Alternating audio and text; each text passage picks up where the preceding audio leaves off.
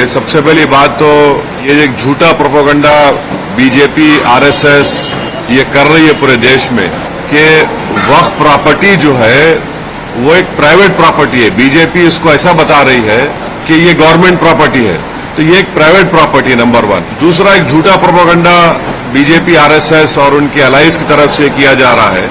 वक्फ board के पास देश में 9,40,000 एकड़ जमीन है। ये एक अफवाह फैलाई जा रही है। 9,40,000 है कितने 32 स्टेट वक्फ बोर्ड में। अगर आप तमिलनाडु, आंध्रा, तेलंगाना और ओडिशा के 13 हिंदू एंडोमेंट बोर्ड की प्रॉपर्टीज को ले लिए तो यहीं पर 10 लाख एकड़ जमीन हो जाती है। तो ये झूठा प्रोपेगेंडा किया जा रहा है कि आर्मी, रेलवेज के बाद वक्फ बोर्ड। भाई, आप तमिलनाडु, आंध्रा, तेलंगाना और ओडिशा में सिर्फ 13 प्रॉपर्टीज को कैग ने देखा। इन चारों को आप मिला लीजिए 10 लाख एकड़ हो जाती है। पांचवी बात यह है कि ये जैसा हिंदू धर्म में प्रॉपर्टीज दान दी जाती है, वैसा ही मुस्लिम धर्म में ये दान दी गई प्रॉपर्टी है। अब उसमें गवर्नमेंट का इंटरफेरेंस क्यों हो रहा है? ये आर्टिकल 26 का वायलेशन है। आर्टिकल 26 में लिखा गया कि कोई भी रिलीजियस डिनोमिनेशन अपने मजहब पे भी चल सकता और अपने जो इमूवेबल मूवेबल प्रॉपर्टीज में उसको एडमिनिस्टर कर सकता। तो ये जो नरेंद्र मोदी की सरकार है वो वक्फ प्रॉपर्टीज को बचाने के लिए, वक्फ प्रॉपर्टीज को डेवलप करने के लिए, वक्फ प्रॉपर्टीज में एफिशिएंसी लाने के लिए ये बिल नहीं लाई है। ये बिल इसलिए लाया गया है ताकि हमेशा के लिए वक्फ बोर्ड को खत्म कर दिया जाए। इसकी मिसाल आपके सामने दे रहा हूं।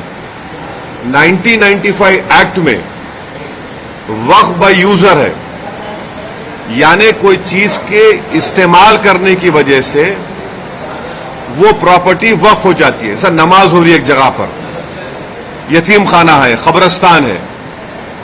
अब बीजेपी इस बिल में वक्फ बाय यूजर खत्म कर रही है।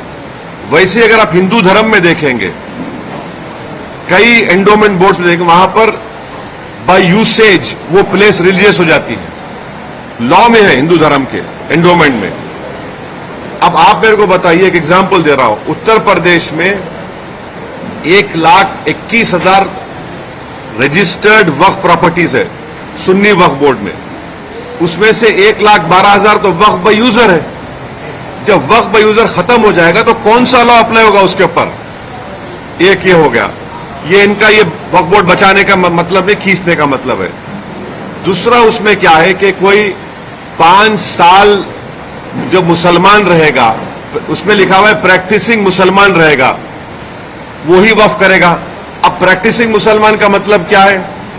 क्या वो 5 वक्त की नमाज पढ़ने वाला होगा? क्या वो दाढ़ी होगी, सर पे टोपी होगी? क्या वो रातों में जाके मस्जिद में इबादत करेगा? क्या वो कुरान का हाफिज होगा? क्या उसकी वाइफ मुस्लिम होगी या नॉन मुस्लिम होगी? ये तुम कौन होते तय करने वाले? 5 साल प्रैक्टिसिंग मुस्लिम है ना, ये देख लो आप। अच्छा, कोई ऐसा लॉ हिंदू धर्म में नहीं है, कोई भी कभी भी दान दे सकता है। आप ये क्यों लेकर आए बताओ?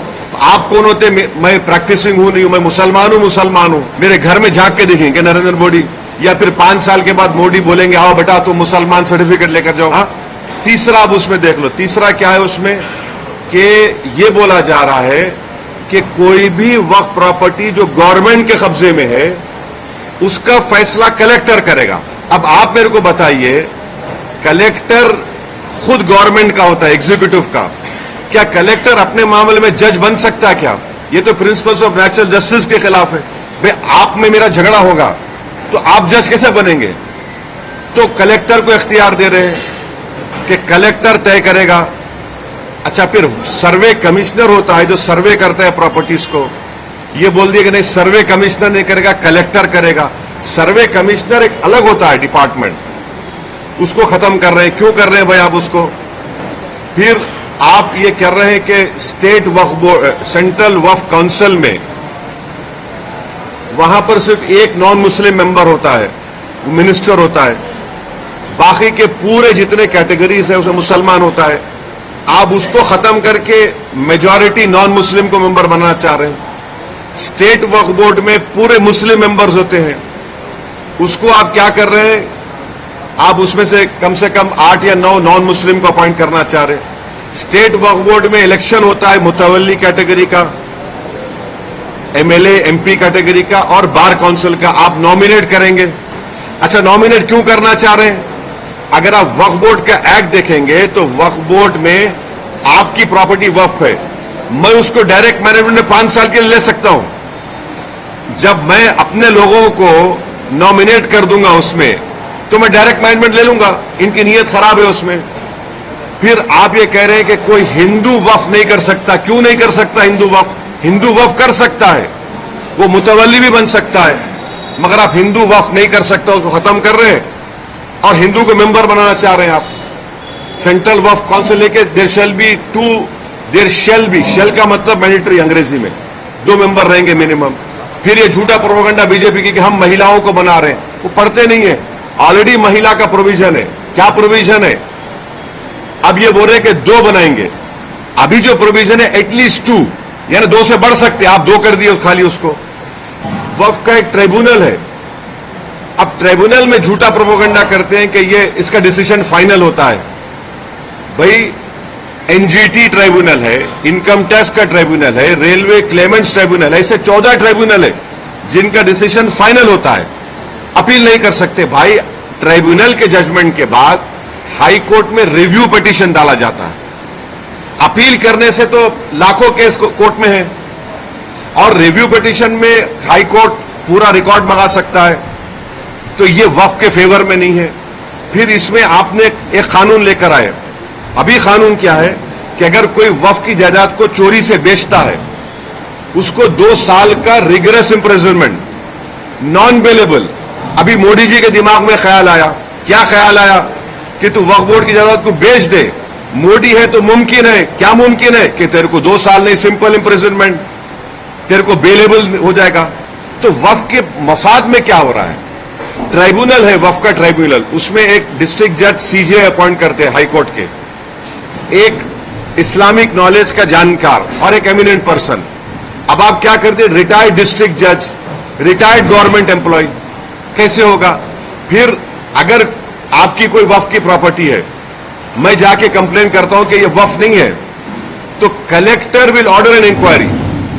अच्छा, pending inquiry your property will not be waqf की एक्ट में बोल रहे, बिल में बोल रहे, and there is no time limit for that inquiry, and the collector will do the inquiry as he deems fit. इसका क्या मतलब? यानी आपकी प्रॉपर्टी को मैं कंप्लेन कर दिया कि वक्फ नहीं है, तो कलेक्टर साहब 10 साल ले लेंगे, तब भी वक्फ नहीं रहेगा, वो अपने कंट्रोल में, उनके कंट्रोल में आ जाएगा। तो ऑल इन ऑल अगर आप देखेंगे, इस बिल में वक्फ प्रॉपर्टीज के एफिशिएंसी के लिए नहीं बनाया गया है, ये वक्फ प्रॉपर्टी को खत्म करने के लिए बनाया गया है। अब हिंदू मेंबर्स को या नॉन मुस्लिम मेंबर्स को अपॉइंट कर रहे हैं। भाई, आप उत्तर प्रदेश में जाइए, उत्तर प्रदेश में जो काशी बोर्ड है, वहां पर तो क्लियर लिखा हुआ है कि he has to be Hindu. अगर वो हिंदू धर्म छोड़ेगा तो मेंबरशिप चले जाएगी। फिर आप देख लीजिए जाकर, तमिलनाडु का एक्ट है, तेलंगाना का एंडोमेंट एक्ट है, आंध्रा का है, उड़ीसा का है, इसमें सब लिखा गया कि only Hindu will become the member. अच्छा, हिंदू की परिभाषा क्या है संविधान में? हिंदू, सिख, बौद्ध और जैन, मगर इन मंदिरों में सिर्फ हिंदू बनेगा मेंबर। अब मिसाल के तौर पर मुंबई में ट्रस्ट में है आपका कौन सा मंदिर है? सिद्धि विनायक है। गुजरात में सोमनाथ की मंदिर, वो भी ट्रस्ट में आता। वहां पर आप किसको बनाते मेंबर? आप एक बात समझिए, तिरुपति के प्रसाद में घी में एनिमल फैट आया तो इतराज हो रहा है, बिल्कुल सही है, नहीं होना चाहिए अगर हुआ तो, मगर आप हमारे धर्म के संस्थानों में आप कैसे नॉन मुस्लिम को बनाएंगे? प्रसाद में आप बोल रहे कि एनिमल फैट आ गया तो गलत है, बोल हम भी मानते गलत है, नहीं आना चाहिए, उनकी आस्था है। मगर यहां पर हमारी आस्था, हमारे धर्म में, ये तो वक्फ बोर्ड तो मुस्लिम धर्म का हिस्सा है। तो इसलिए ये जो बिल मोदी लाए हैं, उनकी सरकार लाई है, वो वक्फ प्रॉपर्टीज को छीनना चाह रहे। अच्छा, अभी हाजी मलंग की दरगाह है, एकनाथ शिंदे का स्टेटमेंट है कि दरगाह नहीं, हम नहीं मानते। अब ये कानून बनेगा तो कलेक्टर साहब के पास जाएंगे कोई, कलेक्टर बोलेगा नहीं नहीं ये दरगाह नहीं है, ये तो कुछ और है, या इंक्वायरी ऑर्डर कर देगा। ये कैसे होगा बताइए आप। अच्छा एक मिनट ठहरिए, इसमें एएसआई के प्रोटेक्टेड मॉन्यूमेंट्स भी है। एएसआई चाहता है कि पूरा ही निकाल दिया जाए वक्फ बोर्ड से। एएसआई का सेक्शन 16(1) पढ़िए आप, वो ये बोलता है कि the religious character of any protected monument can never be changed. तो ये इसीलिए हम कह रहे हैं कि ये वक्फ बिल जो नरेंद्र मोदी लाए हैं वो वक्फ की प्रॉपर्टीज को बचाने के लिए नहीं, वक्फ के प्रॉपर्टीज को एफिशिएंट बनाने के लिए नहीं। अच्छा, जो वक्फ बोर्ड को मुतवल्ली 7% देते थे अपने इनकम का, उसको आप 5% कर दिए। ये कौन सा वक्फ के मफाद में काम कर रहे बताओ आप। तो इसीलिए ये सब एक मुसलमानों से उनकी मस्जिदों को छीनना चाहते हैं, दरगाहों को छीनना चाहते हैं, कब्रस्तानों को छीनना चाहते हैं, इसलिए इस बिल को लाए हैं लोग। एक के बाद